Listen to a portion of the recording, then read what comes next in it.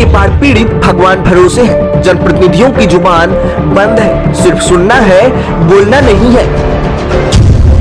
सुझाव दोगे कोई मानेगा नहीं, ज्यादा बोलोगे बागी कहलाओगे। यह दर्द किसी और का नहीं बल्कि भारतीय जनता पार्टी से कैसरगंज सांसद बृजभूषण शरण सिंह का है। सर्वविदित है कि गोंडा जनपद इस वक्त भयानक बाढ़ की विभीषिका झेल रहा है। जिले के 3 तहसीलों के करीब 128 गांव की लाखों आबादी बाढ़ की चपेट में आ चुकी है। नवाबगंज स्थित अपने घर विश्रोहपुर से सांसद को निकलने के लिए ट्रैक्टर ट्राली का सहारा लेना पड़ता है। ट्रैक्टर पर सवार होकर निकले कैसरगंज सांसद बृजभूषण शरण सिंह से जब मीडिया द्वारा सवाल किया गया तो गम और गुस्से के बीच उनका दर्द छलक ही गया। उन्होंने पहले की सरकार की तुलना अपनी सरकार से करते हुए कहा कि सरकार कोई भी होती थी, बाढ़ से पहले तैयारी की एक बैठक होती थी। मुझे नहीं लग रहा है कि तैयारी को लेकर कोई बैठक हुई है। एक प्रश्न के जवाब में उन्होंने कहा कि जिला प्रशासन के बारे में हमसे मत पूछो, हम कुछ कहना ही नहीं चाहते। बाढ़ पीड़ित भगवान भरोसे हैं। जिला प्रशासन के बारे में मत ही पूछिए तो अच्छा है। देखिए, पहले कोई भी सरकार होती थी, बाढ़ के पहले एक तैयारी की बैठक होती थी। हमको नहीं लगता कि कोई तैयारी की बैठक हुई और भगवान के भरोसे लोग हैं।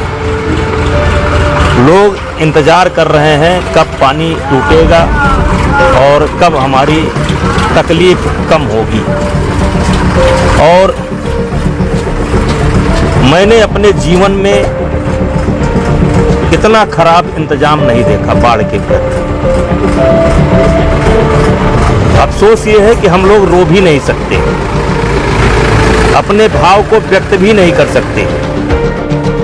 ये कोई पहली बार नहीं कि सांसद ने अपने ही सरकार व प्रशासन के खिलाफ बगावती तेवर दिखाए हैं। इससे पहले भी सांसद ने कई बार जिला प्रशासन को घेरा है, फिर वह चाहे सड़क की बदहाली को लेकर हो या फिर जिले की कानून व्यवस्था को लेकर।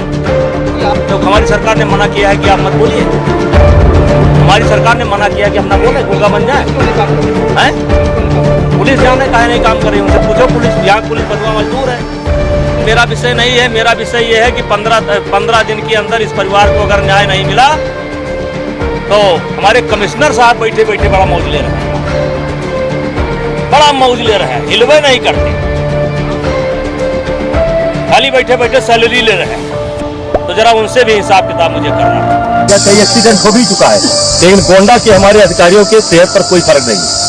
एक अधिकारी जो है, इनके सेहत पर कोई फर्क नहीं है। ठीक करूंगा इनको, कोई फर्क नहीं है। गोंडा के अधिकारियों को कोई फर्क नहीं। फिलहाल सूत्रों की माने तो 2024 चुनाव के पहले सांसद के आसार पार्टी के साथ बहुत अच्छे होते दिखाई नहीं दे रहे हैं, क्योंकि कुछ दिन से प्रदेश सरकार और सांसद के बीच में नाराजगी को लेकर जिले में चर्चा हो रही है। वहीं सांसद की बात की जाए तो लखनऊ से लेकर बिहार बॉर्डर तक इनका एक राजनीतिक वर्चस्व रहता है।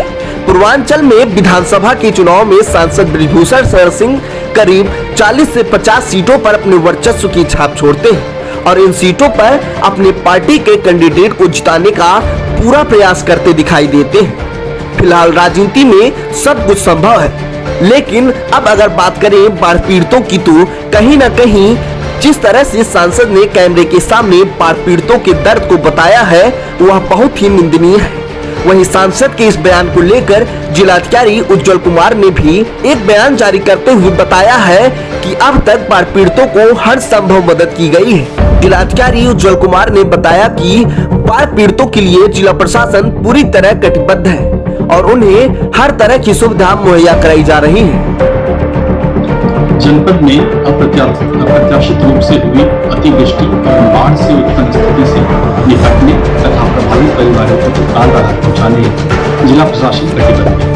बाढ़ आपदा की स्थिति उत्पन्न होने के पूर्व जिला स्तरीय स्टीयरिंग कमेटी की बैठक दिनांक 27/4/22 2822 को करने के साथ ही 8 अक्टूबर 2022 से निरंतर दैनिक रूप से आपदा राहत कार्यों की गहन समीक्षा करते हुए राहत बचाव कार्य युद्ध स्तर पर संचालित है।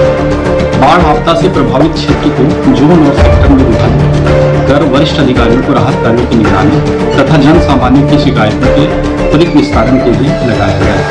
बाढ़ कंट्रोल रूम भी हमारा 24 घंटे एक्टिव है।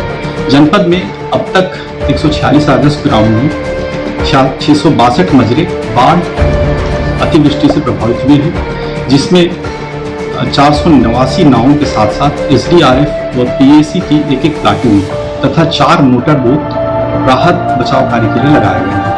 जनपद की कुल 2,28,089 आबादी प्रभावित हुई है, जिन्हें तत्काल राहत के रूप में लंच पैकेट की व्यवस्था प्रभावित तहसीलों एवं विकास खंडों में संचालित कम्युनिटी किचन के माध्यम से की जा रही है।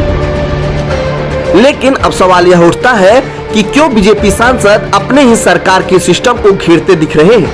क्या जिले के अधिकारी व सांसद में 36 के आंकड़े हैं, जहां एक तरफ सांसद कह रहे हैं कि बाढ़ पीड़ितों को कोई व्यवस्थाएं नहीं की गई हैं, तो वहीं दूसरी तरफ जिलाधिकारी सारी व्यवस्थाओं को गिनाते दिख रहे हैं। फिलहाल कुछ भी हो, इस तरह के वक्तव्य कहीं ना कहीं सरकार की किरकिरी जरूर करा रहे हैं। इस पर उत्तर प्रदेश के मुख्यमंत्री को सोचने की जरूरत है। Bureau report, news 11 Uttar Pradesh.